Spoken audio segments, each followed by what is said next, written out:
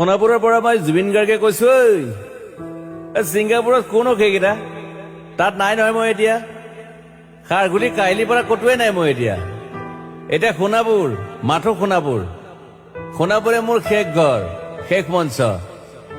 এতিয়াৰ পৰা গান নাগাওঁ আৰু মই মাথো শুনিম। স্পেচিয়েলি মই নাইট ছুপাৰ কেইখনক কৈছো, উজনিলৈ অহা যোৱা কৰোতে সোণাপুৰৰ এই ঠাইখিনিতে মায়াবিনীটো ডাঙৰকৈ বজাবি।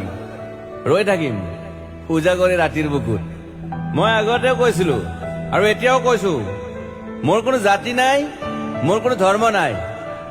সৰু সজাত দেখুৱাই দিলো কোন হনে তাত ব্ৰাহ্মণ, কলিতা, আলী, ৰহমান, ডেকা, বড়ো, ৰাভা, পূজাৰী আৰু এইটো কি কয় নমাজ পঢ়াই যে মৌলবীও আহিছে সৰু সজালৈ। I love people, I love man. সেইবাবে মুখ্যমন্ত্ৰী হিমন্ত দাকো কৈছো, মই বিৰোধী দলকো কৈছো, লুৰি নকিল সকলোকে কৈছো, পলিটিক্স নকৰিবা বন্ধু। মই সৰু সজাইৰ মানুহৰ অসমখন বিচাৰিছিলো।